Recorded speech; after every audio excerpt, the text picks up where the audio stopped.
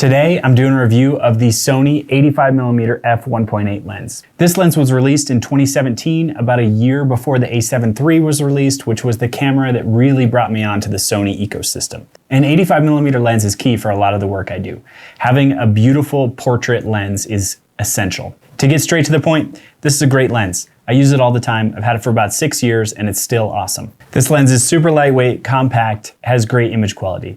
If you're considering it, just go out and get one. Don't have to watch the rest of this review. But if you want to learn why I keep this lens in my kit, keep watching. If you stick around to the end, you'll learn what I don't love about this lens, and I'll talk through some alternatives that might pique your interest. Thanks so much for watching. My name is Mark Bergerine. I'm a photographer and filmmaker. I do practical gear reviews here on YouTube from my real world experience. If you haven't already, please hit the subscribe button. Really helps out the channel. So let's talk through a few specs. First up, this thing is super lightweight, 13 ounces.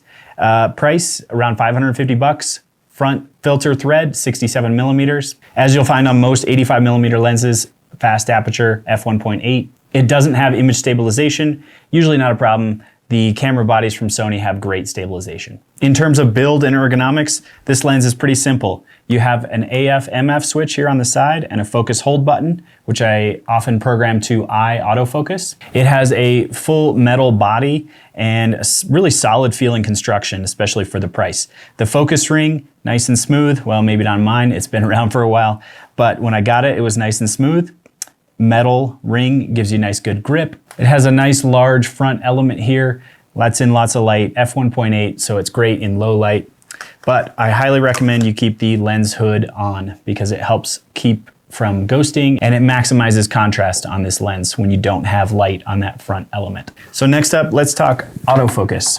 I've been using this on my Sony a7 IV as well as my Sony a7S III, and it performs really well. The autofocus is fast. Some say it's even faster than the 85mm G Master, which is more than triple the price. I can't confirm that because I haven't used the 85mm f1.4 from Sony, but I can confirm that the autofocus is quite fast, especially for stills. I mainly use this as a portrait lens, so I'm using that eye autofocus that is so awesome on the Sony bodies, and it really just works well. It stays locked on even when the subject is moving or changing distance. It really just, it snaps right to where I want it to be. Now you're wondering about image quality. I would say it's quite good, especially for the price. It's got great sharpness in the middle of the frame.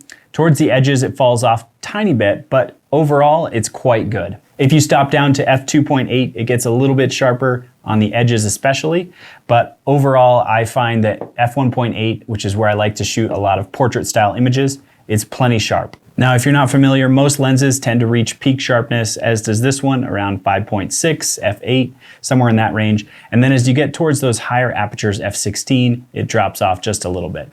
So if you want peak sharpness, stay between, say, f2.8 and f11. When it comes to value, I think the 85mm f1.8 is an awesome value. I really use this lens a lot. It's great for my portrait work. I really like the bokeh and the images that it produces, especially when you're shooting like a close-up portrait of somebody. The reason people love 85mm focal length is because it produces so much less distortion than other wider focal lengths. So if you're shooting a portrait at, say, 24 millimeters, it's going to look so much different than if you're going to use an 85mm focal length. So if you do anything close up on people's faces, shoot with an 85, it just makes them look so much nicer, so much more natural, and it's a really friendly focal length to facial features. Now, if you stuck around this long, thank you so much. I appreciate it. And I'll tell you, the one thing that I'm not convinced on this lens is that it's kind of a single purpose lens. It's usually the first lens that gets dropped out of my bag if I'm trying to go do something adventurous where I want to save some weight. Yes, it's a super lightweight lens, but it's a very particular look. It has not a lot of flexibility. So this lens will often get dropped in favor of my 70-200, which is not as good in low light, but it's a lot more versatile. As promised, let's talk alternatives. Now there's really 4 main alternatives to this lens. There's the Sigma, the Zeiss, the Samyang, and the Sony G Master. Sony G Master is probably going to be the highest quality. Stepping down from there, you're probably looking at the Sigma or the Zeiss.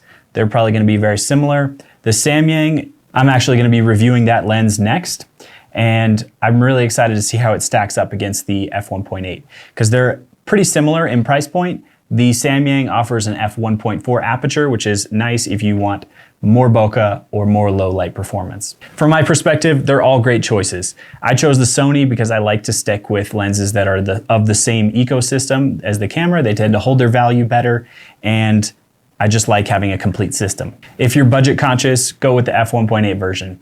If price isn't a concern, go with the G Master. Lastly, I wanted to recommend that you watch this video about my review of the 70-200mm from Sony. It's a great lens. It's one of the lenses I use when I'm not using this lens, and I really like the compression that it creates.